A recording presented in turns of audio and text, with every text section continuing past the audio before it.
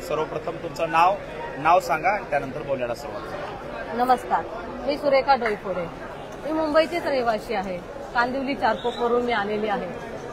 जे 3-4 दिवस झालं जे दादा जरांगे साहेब जे इथे येऊन आंदोलन करत आहेत, पण खूप शांतपणाने आणि शीतयुद्ध आहे हे.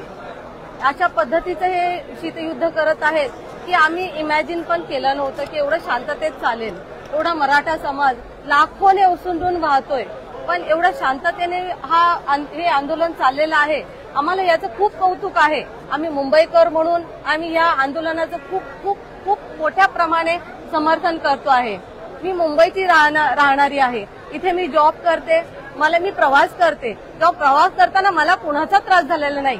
जे आतापर्यंत जेवढे पण पत्रकार लोकांनी ट्रेनमध्ये जाऊन महिलांना विचारलेलं आहे, आम्ही स्वतः व्हिडिओ पाहिलेले आहेत, हे चुकीचं आहे. पत्रकारांनी हे जे चालवलेलं आहे ते आधी बंद करावे. तुमच्या हातात जर तुमच्याकडे डिग्री आहे पत्रकारितेची, त्याचा चांगला वापर करावा.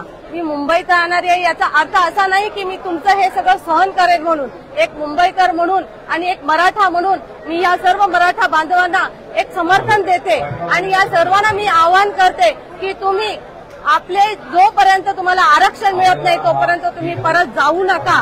आणि आमच्याकडून मुंबईकरांकडून तुम्हाला जे काय मदत मिळेल तर ती आम्ही करण्याचा प्रयत्न करू.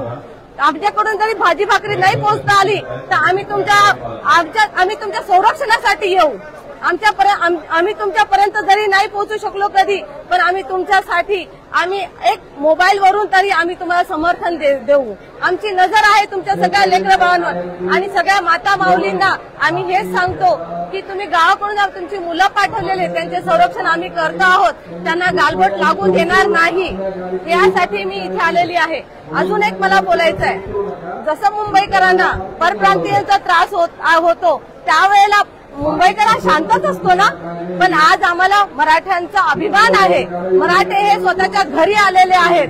हे परक्या गावात गेलेले नाहीयेत. हे त्यांच्या स्वतःच्या हक्काच्या जागी येऊन आंदोलन करत आहेत.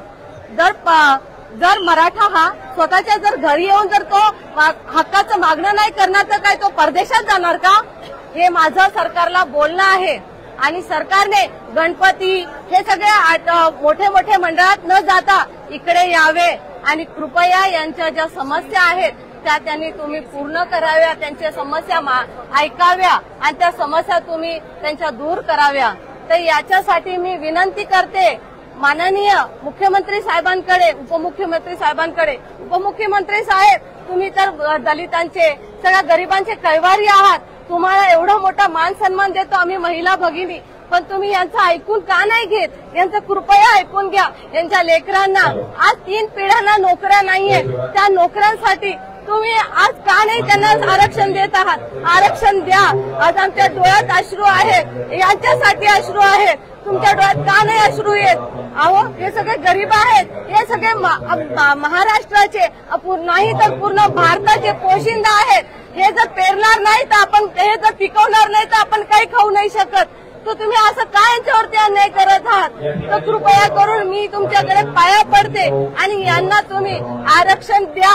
यांना जे कायद्यात बसेल ते द्या आणि यांना यांच्या घरी सुखरूप जाऊ द्या. ताई, या ठिकाणी मीडियामधून असं दाखवलं जातंय की मराठा बांधवांकडून मुंबईकरांना त्रास होतोय. खरंच असा काही त्रास होतोय? नाही, मी आतापर्यंत 4 दिवस झालं प्रवास करते. बोला तर. मी आज 3 दिवस थोडं ताई मी 4 दिवस प्रवास करते आहे. रविवारी मी नव्हती आली, कामानिमित्त बंद होता.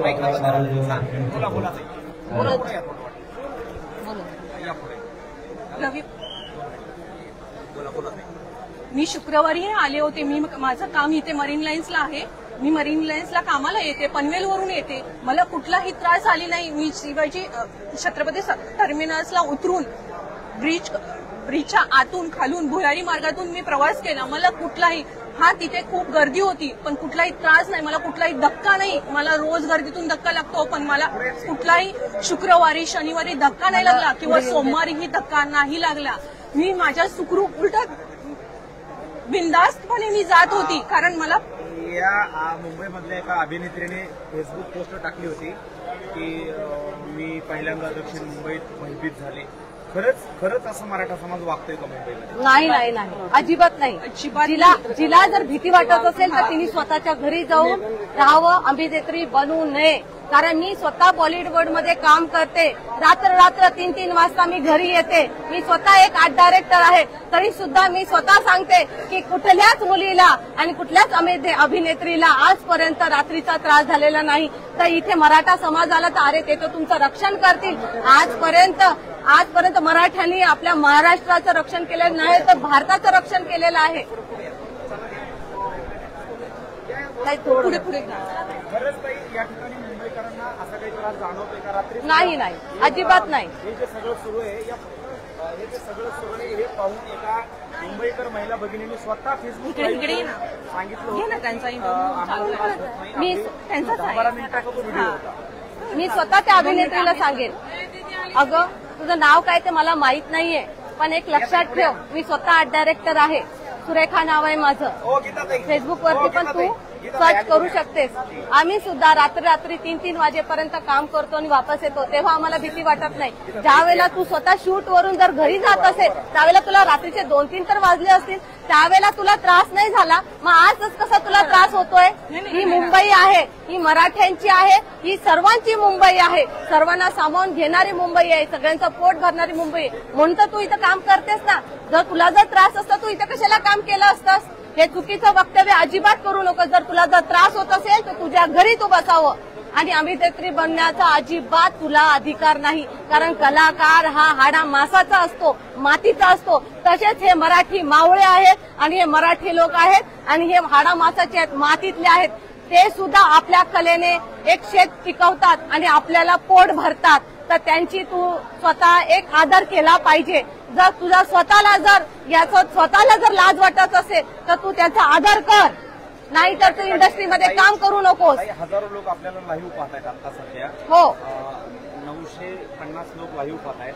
तरी सगळे बांधव कमेंट्समध्ये लिहित आहेत की ताई मीडियावरती चुकीचं दाखवलं जाते, त्याच्यामध्ये किती तथ्य वस्तुस्थिती सत्य परिस्थिती काय नाही. हे सगळं मीडियावाले जे काय करत आहेत तर सगळं चुकीचं करत आहेत.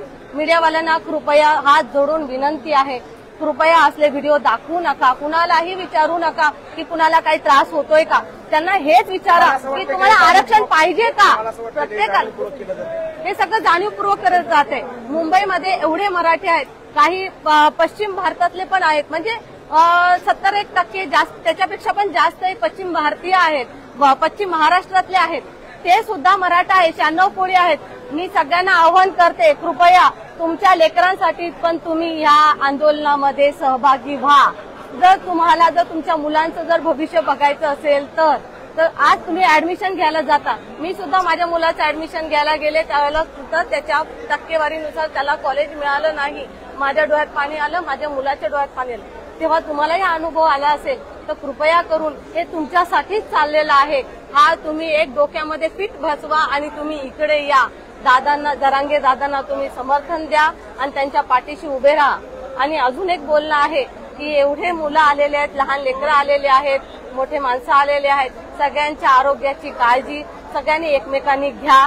आणि जे 2 घटना घडलेल्या आहेत दुर्दैवी, त्याच्याबद्दल आम्ही खूप म्हणजे मुंबईकर खूप आम्हाला वाईट वाटत आहे की त्यांच्या आईला काय वाटत असेल.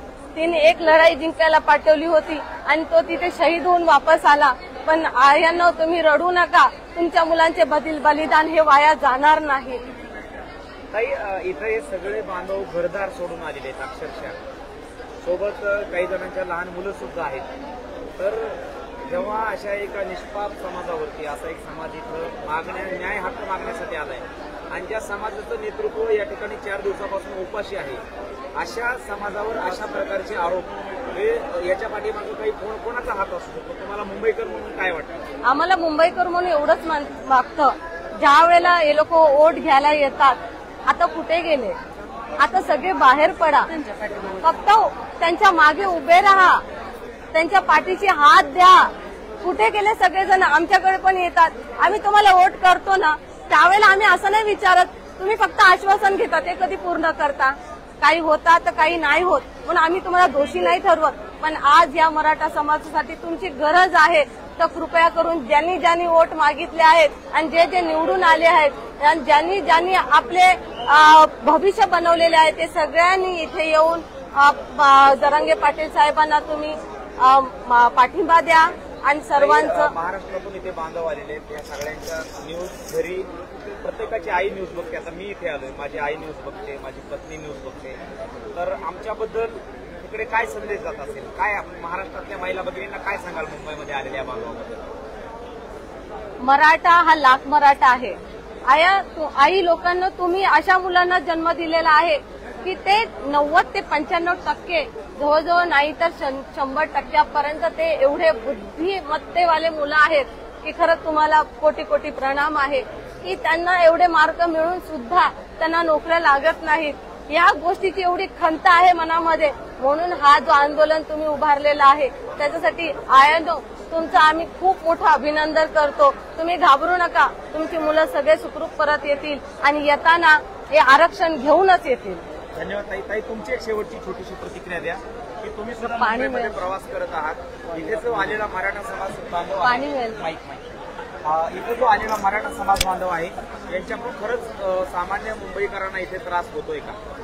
नाही, अजिबात नाही. मी शुक्रवारी प्रवास केलेला आहे, शनिवारी प्रवास केलेला आहे, आज सोमवारी प्रवास केलेला आहे.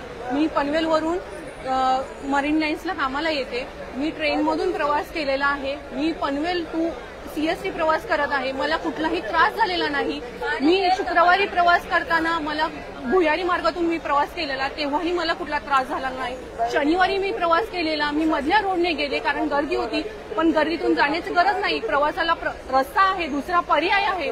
मग गरज काय आहे? कोणाला त्रास होतोय? कोणालाही त्रास होत नाहीये. मी लेडीज असून मी जातीये, मग दुसऱ्यांना कोणाला त्रास व्हायला पाहिजे? गरजच नाहीये. आणि अभिमानाने मी सांगते की एकटी लेडीज जाऊ शकते. मी एकटी लेडीज गेलेली आहे. मग तुम्ही एवढं घाबरायची गरज काय? आणि त्रासच नाहीये कसला.